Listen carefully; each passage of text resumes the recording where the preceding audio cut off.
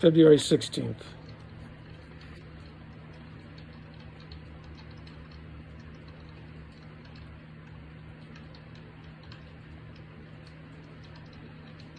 Okay, are we on the record? Yes.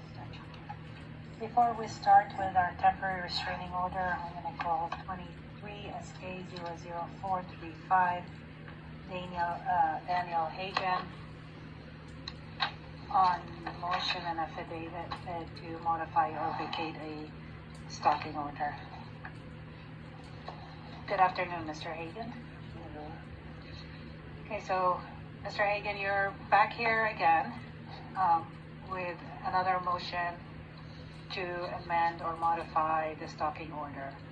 Tell me what's new from yesterday and the day before, the two other times you came to modify the order. The direction of the district attorney to the officers responding is to not arrest or cite Gregory Sims, even if he is standing next to me in my presence. Essentially, there is no protective order under what's been stipulated so far. So I'm here to try to have some sense of safety or something. Like, he walked up to me directly this close to me last night. He's under the impression that if he doesn't speak, he's able to do whatever he wants. And so I'm just trying to find some way that I can not have to be next to him, first of all, but I'm just trying to find some way to just be safe. I don't know. It's an unusual situation, I understand, but I also, it's been 22 months, so it's like,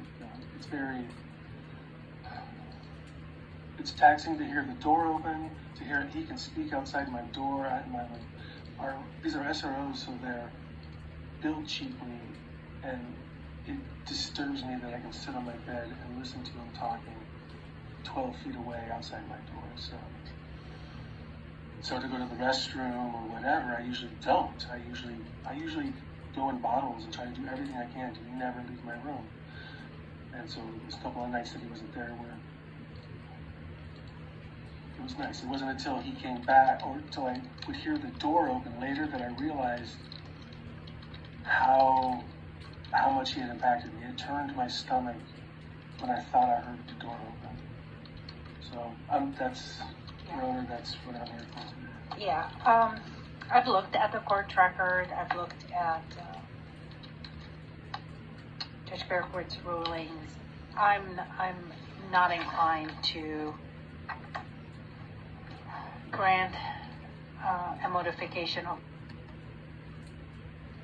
the order. You are going to have a hearing. This is ex parte, you are going to have a hearing in a month on the permanent order where the respondent will be able to be present and respond to your petition, but this is all being done ex parte. Nothing really has changed since the last order that Judge Kirkwood signed, so I'm going to deny this motion also. Right, what I'm able to say is, so he can currently walk up to me and be within inches of me, according to this stalking order. He is able to go and come from his apartment, and he's allowed to use the kitchen and the bathroom as long as he has no contact with you. That's what the order says. Exactly, Your Honor, but he did have contact with me and does continue to have contact with me. I haven't heard the contact. I've heard you say he shuts his door. You can hear him talking outside your door. No. In the kitchen, he'll walk up to me within inches of me. He doesn't care. He's under the impression that if he doesn't speak to me, that he's following the order. So he comes in, he follows me, he does whatever. It's essentially like there is no order. The order is pretty clear.